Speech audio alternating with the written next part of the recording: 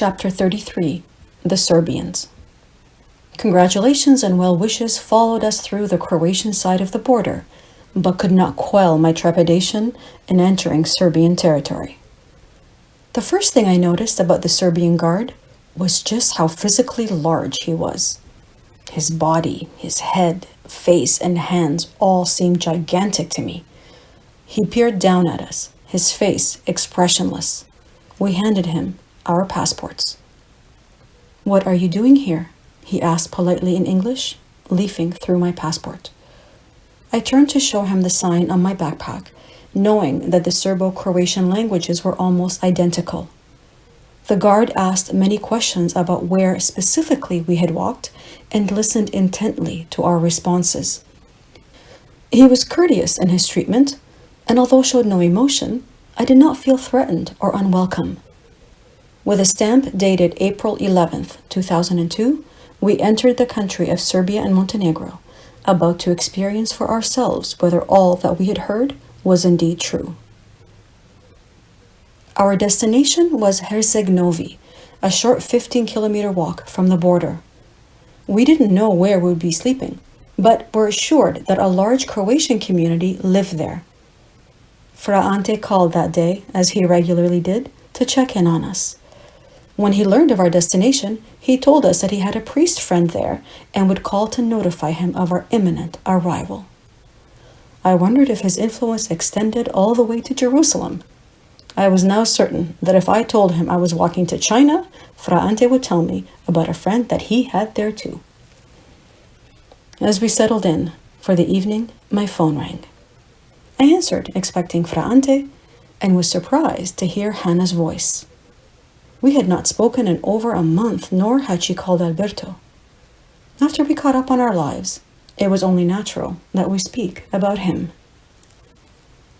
"He sent me an email from Dubrovnik," she said, saying that he was worried about me and wanting to know if I wanted to end our relationship. There's still a lot of caring between us, but I don't feel the same love and passion that I did when we were together. I don't know if I can ever feel them again, but even if I could never live with the risk of him leaving again.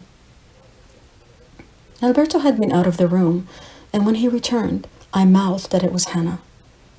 He asked if she wanted to speak with him, to which she replied a sad yes. We said our goodbyes and I handed Alberto the phone. Alone, I busied myself with washing and hanging my clothes. I checked my underarms for the first time in a long while and was pleased to see that there was no swelling or tenderness anywhere. As I prepared for bed, Alberto returned. "Things are not well between us," he said, handing me the phone. "They haven't been for a long time, really, since before Valentine's Day. We're talking more seriously about separating, but neither wants to take the first step. I care for her so deeply, but my feelings have changed and so have hers. It's not just about me going back to her, it's her expectations of me and the guarantee that she demands that I will never leave her to do something like this again. I can't promise her that. I need to feel free to continue my spiritual journey inside the relationship.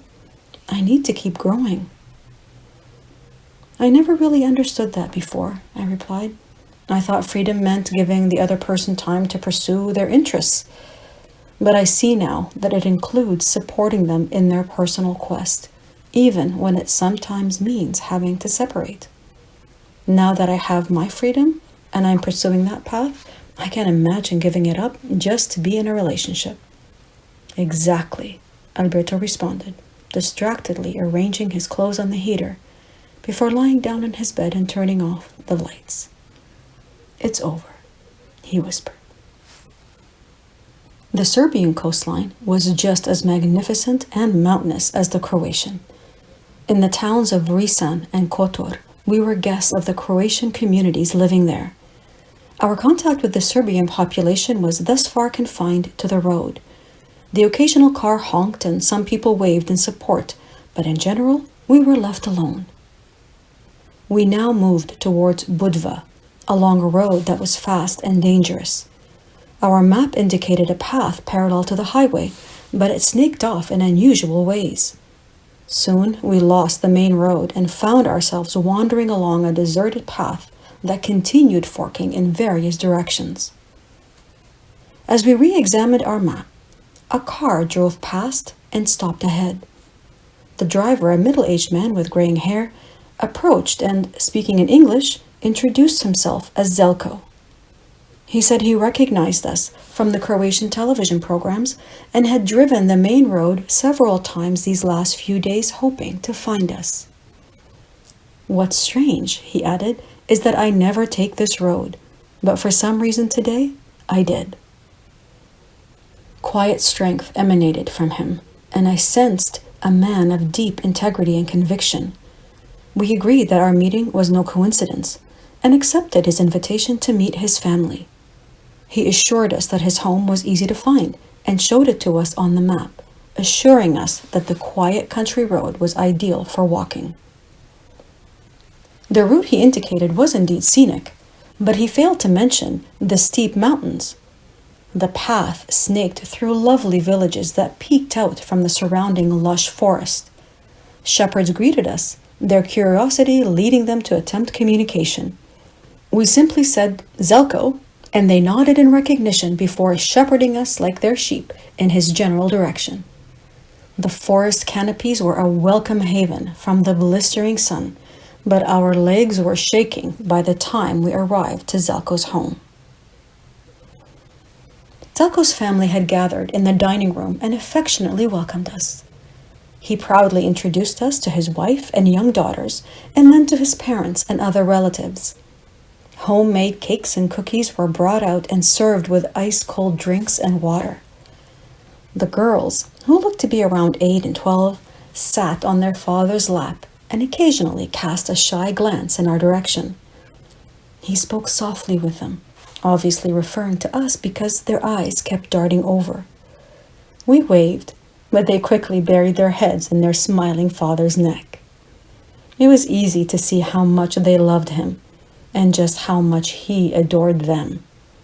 I felt genuinely welcomed by this close-knit and gracious family. "I am Serbian," Zelko declared. "I am proud of my country and its people. I know what the media says about us and the atrocities that have been committed in Croatia. Croatians have also committed their share here, but that is not why I wish to speak with you.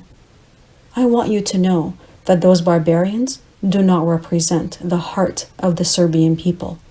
We are not the cold-blooded monsters that we are portrayed to be. Many years ago, I was a sailor. I've been all over the world, including Jerusalem.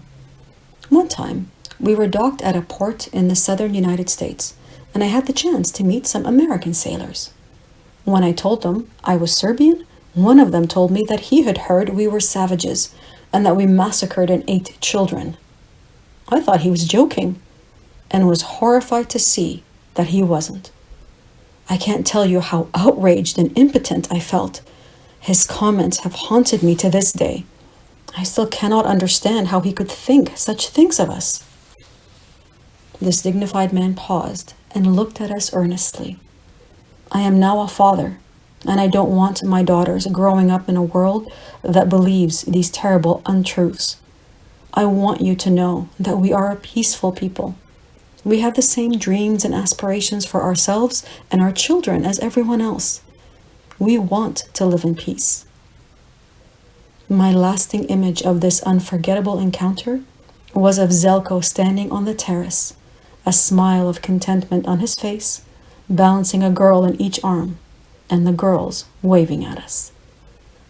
I renewed my promise to myself that day to never again be drawn into the fears and opinions of those I meet, and above all else, to trust in the human heart, for its hopes and dreams transcend borders and nationalities. I couldn't imagine how quickly I would forget that promise.